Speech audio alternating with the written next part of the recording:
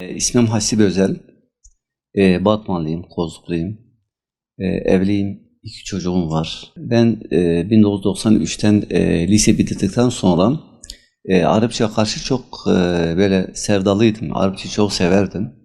Nasip oldu bazı arkadaşların sayesinde vesilesiyle onlar giderken ben de bir Arap ülkesine gidip Arapçayı, güzel bir Arapça öğrenmek hep düşünüyordum, hayalimdi. Nasip oldu 1993'ten lise bitirdikten sonra Şam'a gittim. Şam İlahiyat Fakültesi okudum.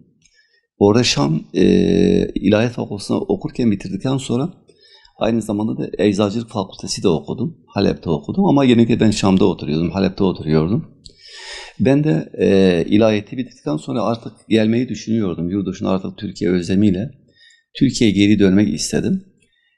Hicre Cevazat adı altında pasaport şubesi müdürlüğüne gittim. Orada biz pasaportumuzu alıyor, oraya teslim. Her giderken oraya teslim ediyorduk, gelirken de teslim ediyorduk.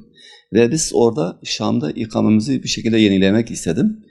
2099'da Hicre Cevazat'a gittim, pasaport şubesine gittim.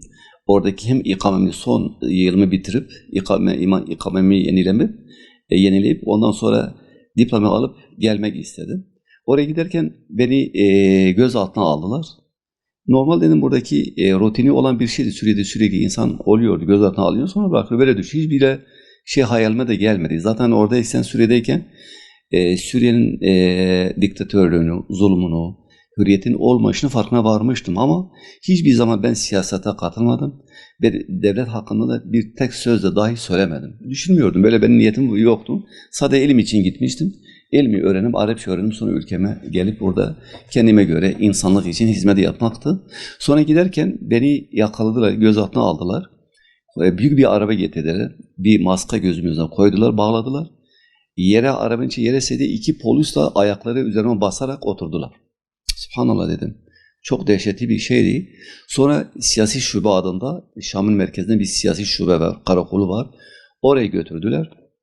Benim tamamıyla elbiselerimi soydular ve işkenceye başlattılar. Ben de bilmiyorum neden böyle yapıyorsun. Hiç söz yok. Bana dedi ki sen biliyorsun. Dedim valla bilmiyorum.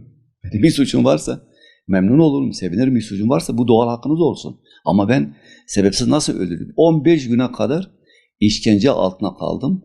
Elektrik şokları ayağıma bağlayarak, kulağıma bağlayarak benim ağzımdan, burnumdan kan çıkıncaya kadar 15 gün bir suçum olup olmadığını sormadan dövmeye başladı. Sen biliyorsun, sen söyleyeceksin. Kardeşim ben ne yapmışım? Bana son 15 gün sonra sen Suriye rejimi hakkında ne düşünüyorsun? Ya dedim ben burada misafirim. Ben insani olarak buraya geldim. İnsan bir misafire gittiği zaman yani ona dua eder, hoşgörüyle bakar ve evine döner yani. Ben de bu şekilde bir misafir olarak burada bir şey yapmamışım ki. Yok. Sen biliyorsun. Sen dedi Müslümanlarla ilgili ne ilişkin var? Var mı yok mu Müslüman kardeşler? Ve hakkımızda ne düşünüyorsun? Buna benzer değişik her konudan sorular bana sordu. Dedim kardeşim ben kesinlikle hiçbir buradaki bir örgüte, bir cemaate mensup değilim. Varsa benim karşıma getiriniz. Vurdular işkence. Bu şekilde sürdüm. 7,5 aya kadar hep işkence altında kaldım. Bazı insanları getirdiler. Bunların evi tanıyorsun. Onların üzerine şahitlik yapacak. Dedim kardeşim valla ben bunları tanımıyorum. Evleri de tanımıyorum. Şahitlik da zorla yapamam. Bir görmedim, duymadım bir şey. Duyduysa da bunu söylerim. Onlar yok. Nice insanları getirdiler. Hatta çok samimi arkadaşım geldi. Muhammed Sıddık Yıldırım vardı. O da yayın basında okuyordu.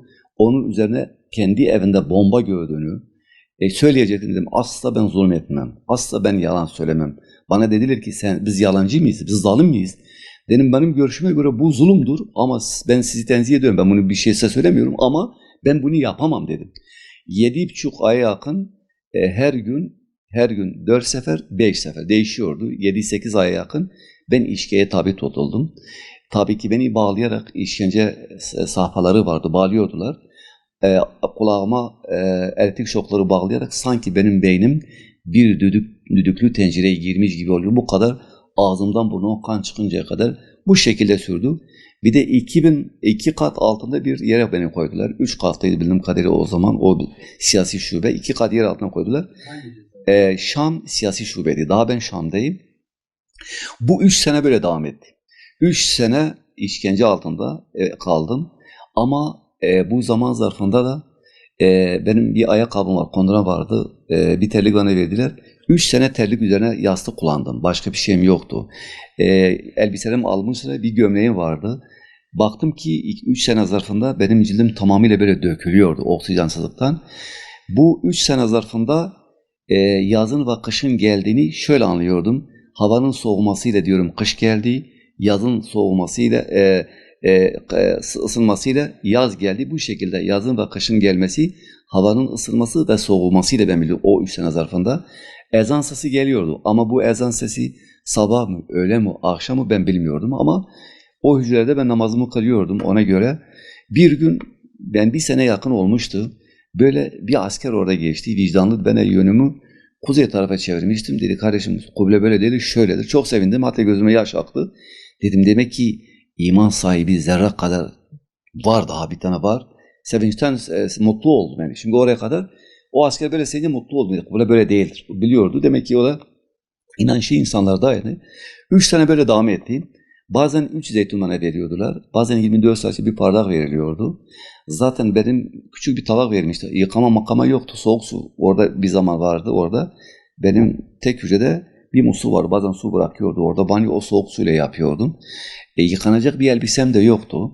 Benim yastığım 3 sene benim terliğim oldu. Benim altımda hamkulu denen bir çadır vardı. Üzerine yatıyordum. Üzerine çok ince bir şey vardı.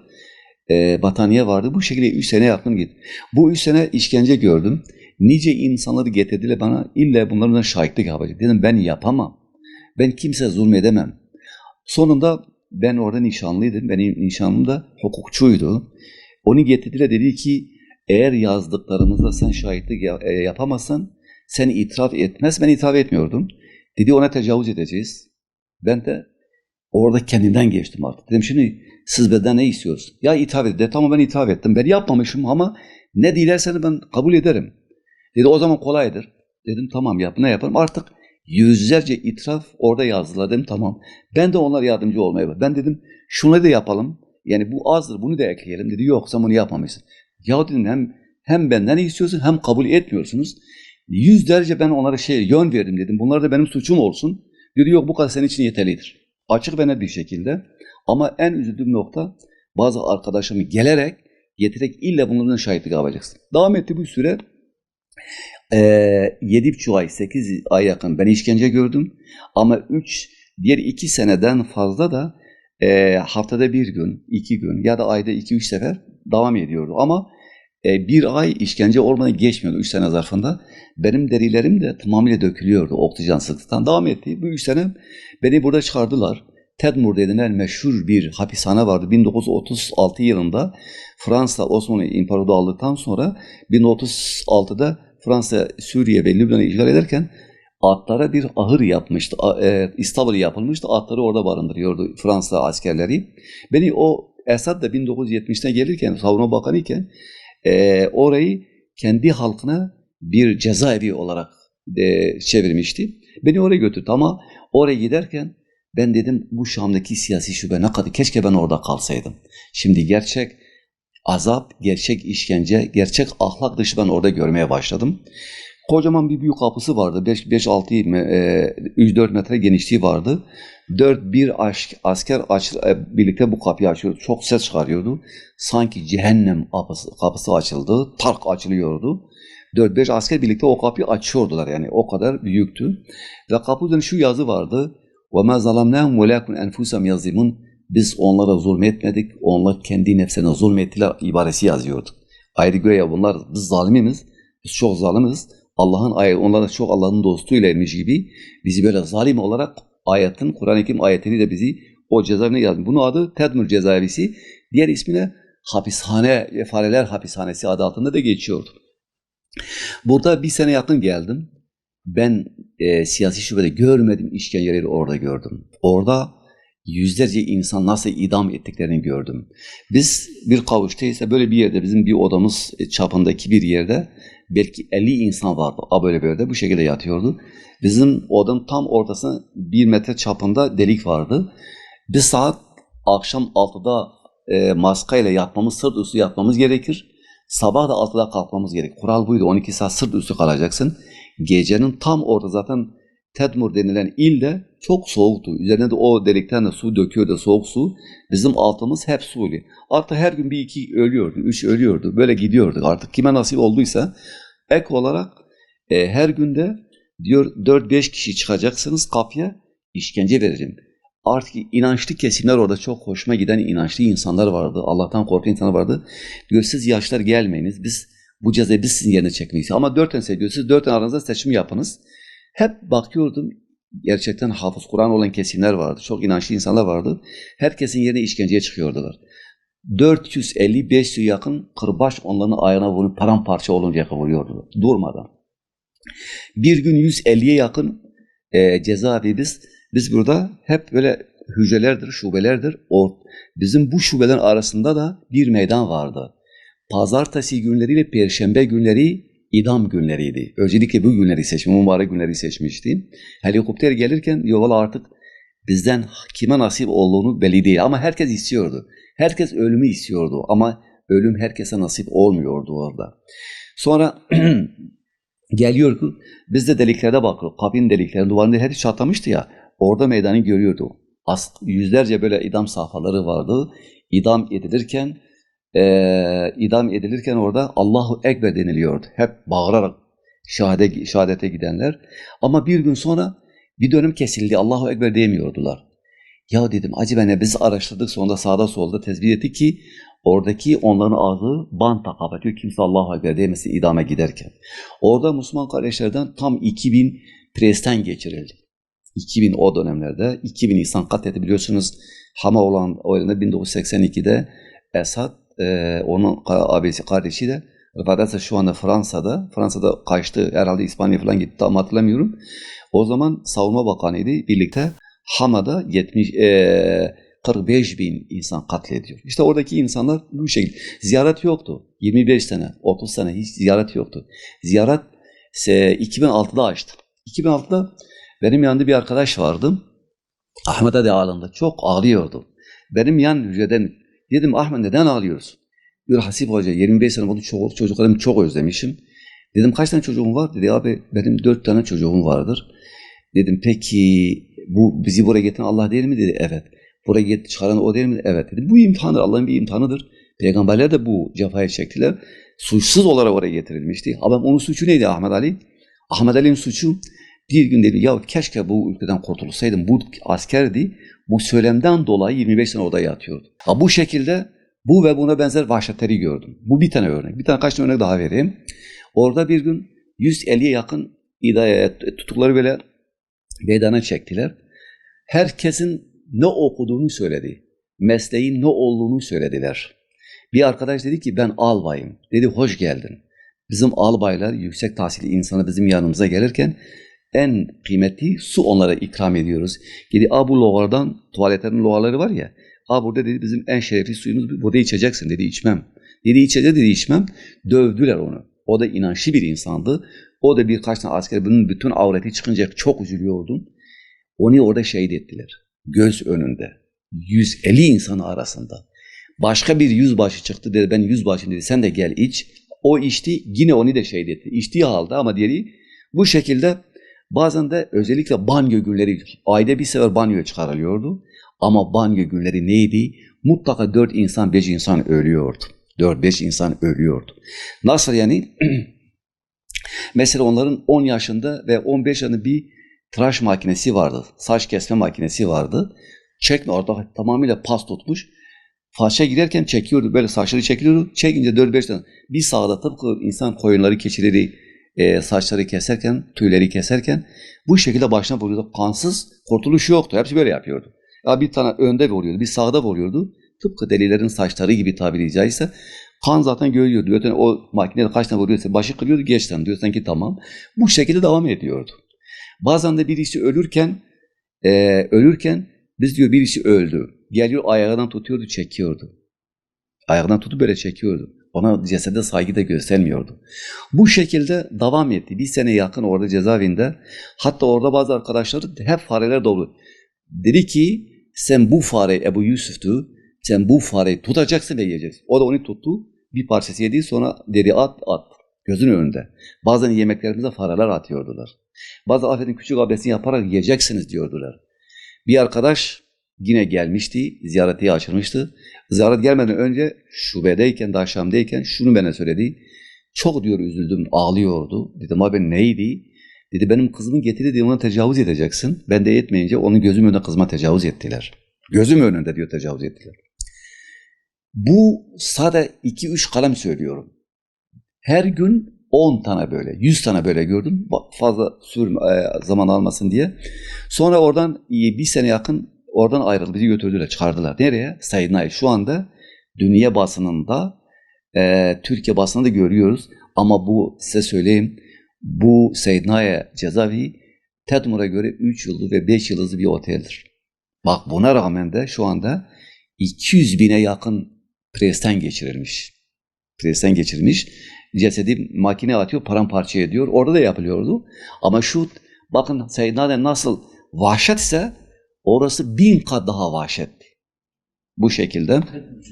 Tedbir cezaevi önce böyleydi. Oraya geldik, abime söyleyeyim. Bizim canakımızda şey vardı, çok dikkatimi çeken vedia vardı. Vedia, suçsuz olanları oraya koyuyordular. Peki bu suçsuz ne kadar kalıyordu? Abime söyleyeyim 15 sene, 20 sene diyor. Belki arkasından bir şey çıkar. Hiçbir şey yok yani. Haber getirmişler yani, oraya getirmişler. 20-25 sene olmuştu. Bir gün onu aldılar, karakola götürdüler. Zaten cezaevine geliyor, karakola gidiyor. Karakoldan cezaevine geliyor, cezaevinde bırakıyor. Kural buydu yani. Dedim abi ne oldu sana, sen gittin geldin ya. Ya dediler bana kusura bakma biraz seni geciktirdik. 25 sene böyle geciktirmeydi. Orada bir arkadaş çok hoşuma giden şey vardı. Diyor Hafız Esad böyle nükte vardı, anlatmayı istiyor. Tutular arasında bu arkadaş böyle söyledi, bir nükte birisi anlatmaya başladı. Diyor Hafız Esad bir yasa çıkardı, bir zaman mersum yasa çıkardı. Diyor ülkemde ne kadar deve varsa onların başı kesip hep ihracat edeceksin. Deve kalmasın ülke Suriye'de. Böyle develerce bu haberi duyunca artık kaçmaya başladılar. Ama bütün Suriye tilkileri de bunların peşine düştüler. Deve onlara dediler kardeşim yasa bizim hakkımızda çıkmış. Sizin derdiniz de bizim hakkımıza koşuyor. Ya dedi biz tilki miyiz, deve miyiz anlaşılınca kadar Yodia'da en az biz de 25 sene kalırız diye diyor deve tilkiler de kaçmaya. Şimdi cezaevinde çok dikkatimi çeken böyle bir nükte vardı. Dün basına baktım, Ragit Tatari vardı. Belki hepiniz de duydunuz. Bu Çerkez bir pilottu. 43 sene kaldı. Fotoğrafı da bende şu anda. Ben onunla birlikte beni çağırıyordu, beni çok seviyordu. Bazen kendi yemeği de bana verdiğim gerek yoktu zaten. Ben zaten yetiniyoruz yemeklerimizle. Said Naye'de. Suçu neydi? Müslüman kardeşler diyor, sen bomba atacaksın. Pilottu. 27 yaşına girdi. 70 yaşına çıktı. Tam 43 sene orada kaldı. 43 sene orada kaldı. Bir arkadaş yine oraya gelmişti ziyareti. Dedim ilk evlenirken ilk gece tutuklanıyor. Tutuklanırken 25 senesi olmuştu. Bir gün bir ziyaretten geldi. Dedim abi kim geldi dedi. Valla ne oldu? Sen dedim benim çocuklarım yok. Diyor kızım geldi. Ya dedi diyor baba sen nasılsın? Ona kızına diyor ki kızım sen kızım değil ki benim yavrularım çocuklarım yok diyor. Baba sen ilk gece evlenirken ben anam karnındaydım. 25 sene sonra düşünebiliyor musun? Yani buna benzer vahşeti gördüm. 2008'de 2 isyan oldu. Neydi bu isyanlar? Ziyaretlerimizi açırız. Bak 30-40 sene olmuş ziyaret yok. Doğal olarak hakkını savunuyor. Tam orada 2008'de 6. ayda bir isyan oldu. Tam 150'ye yakın insan öldürüldü. Gözüm önünde kurşun dizmeler vardı. Bu 7 katlı bina. Artık herkes kendini korunuyordu ama herkes de oradaki askerin alt tabakada askerler vardı. Onların silahları ele geçirdiler.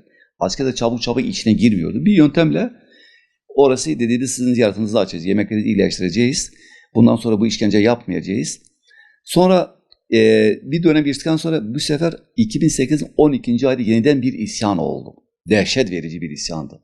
Oradakiler belki 200'e yakın kurşun dizmeler gözüm önünde kurşuna diziyordu. Bir rafia vardı. Bir vinç vardı. Yükseliyordu. Bütün binanın önüne geliyordu. Kimin başı görürse direkt başına nişancılara sıkıyordu. Bu şekilde öldürüyordular. Yani buradaki olaylar birkaç dakikayla, birkaç saatla anlatmakla bitmiyor. Bu şekilde bizim altımızda yani 3 kat daha vardı. Bizim Mercedes amblemi şeklinde, sembolü şeklinde bizim cezaeviydi. Bunun altında 3 kat vardı. Şu anda ben bakıyorum oralarda hep kayıp, onun kapısı belli değil. O zaman da belli olmadığını söyleniyordu. Ağır suçlular onların nezdinde. Peki neden devlet böyle yapıyor? Hani Peygamber Aleyhisselam buyuruyor ki diyor, bir gün insanlar ibret alsınlar diye, insan ibret alsınlar diye gözünü insanı öldürecek. İnsanı ibret al. Zalimler diğer insanlar onlardan korksunlar diye, ibret alsınlar diye sultanlıklarını, hükümdarlıklarını sürdürsünler, böyle yapıyor. Şimdi rejimde dikkat ederseniz 1970'te baba oğul 54 sene yakın baba oğul tarafından yönetiliyor. Suriye'de 2-3 gazete vardı. Suriye'de asla, ben çok arkadaşım gördüm. Sade Fizal-ı Kur'an kimin elinde görse 25 sene hükmüydü. 20 Fizal-ı Kur'an.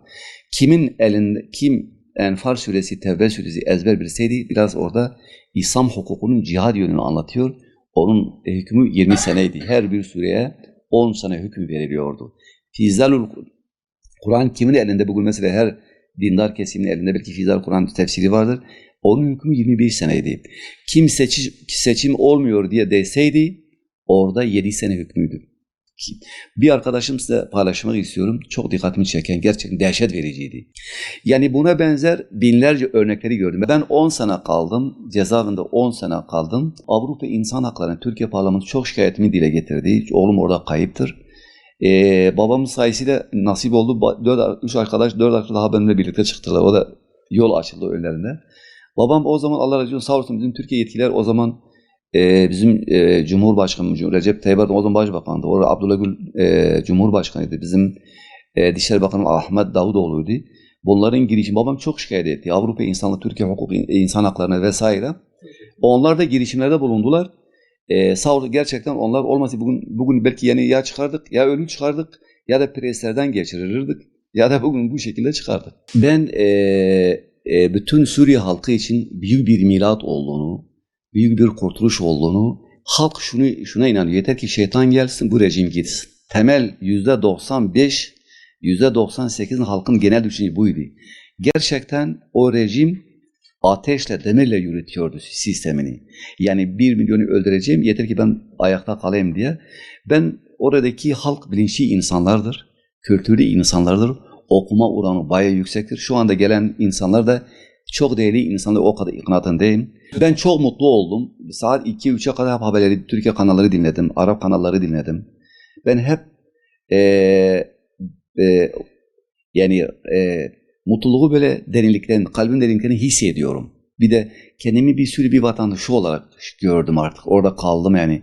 Oradaki mazalımları görünce ben şahsi kanaatime göre şu anda Esad yönetimiyle İsrail yönetimi zerre kadar bir farkı yok.